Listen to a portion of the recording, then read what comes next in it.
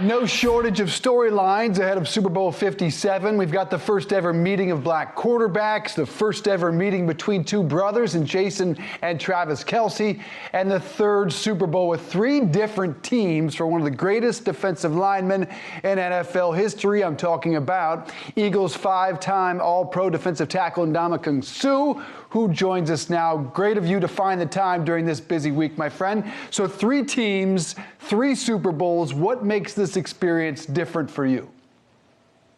The experience is each and every single year is different, no matter what team you're with, whether you've been with the team for 10 years or 2 years. Every year is different. Every team is different and always going to continue to be that way, unfortunately, but that's part of the business. But it's exciting to have an opportunity to get back to the Super Bowl and have another opportunity to win. And Ndamukong, it's great to see you. You're playing for my hometown team, so I'm clearly rooting for you on Sunday. You're playing this time for Nick Sirianni, who's not that much older than you from your time with the Eagles this year. What have you learned from him just in terms of the leadership and his success that he's clearly having so early in his career? He's a great coach.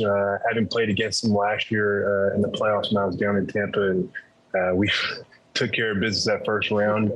But he's a great coach. He understands all the different nuances, has an opportunity to be a lead on the offense side of the ball, but also understand the defense and how we want to particularly rush up front and get after quarterbacks.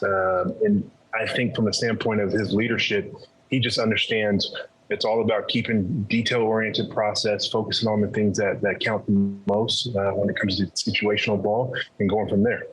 I mentioned that quarterback matchup, which is so intriguing. Tell me about the key to defending, to stopping, to containing Patrick Mahomes. And if I could ask a double, you shut down your quarterback, Jalen Hurts, this time last year, a bit earlier.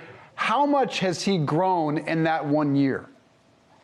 Yeah, we'll start first with Patrick Mahomes. He's a great talent, very, very elusive, to say the least. I haven't gone against him in years past, but most notably in the 2020-21 Super Bowl that I won with Tampa.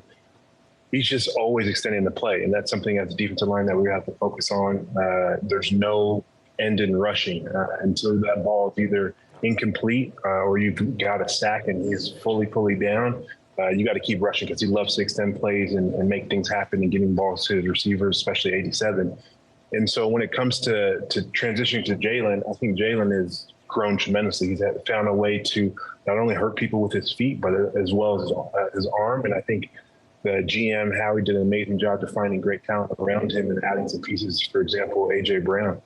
Boy, has he come a long way in just 1 year. Speaking of, you've come a long way over your career. You were once voted the dirtiest player in the league. You've been fined more than $600,000.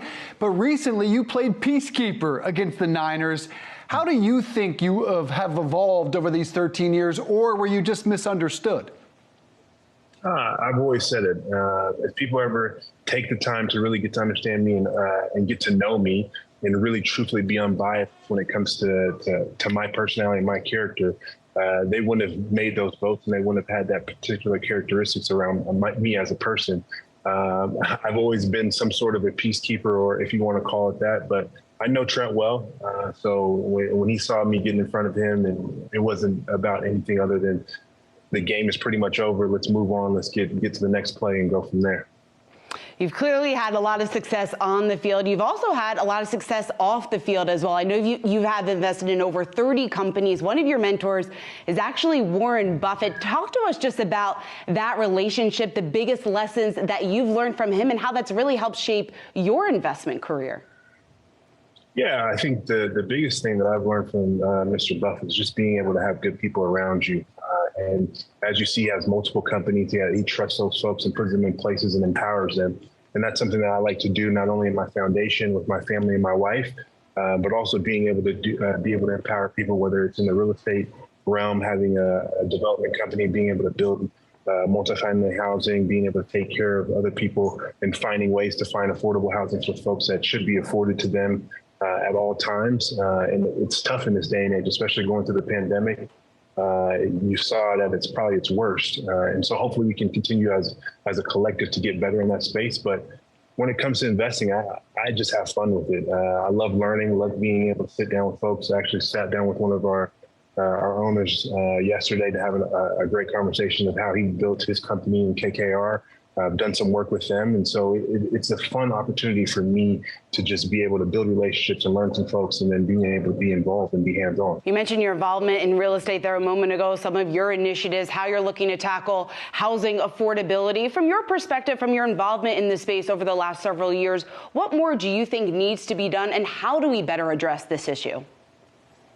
Yeah, I think I think one of the key things that we could do, especially when it comes to affordable housing, is kind of take it out of the city and state's hands. If we privatize it in a manner to incentivize private real estate people, it'd be great. I mean, because if you really look at it and break down the numbers from a perspective how I look at it, it's one of the most expensive housing just because of the rules and regulations that go into it, which I understand and respect. But if we potentially looked at it being privatized, I think it would be a lot faster.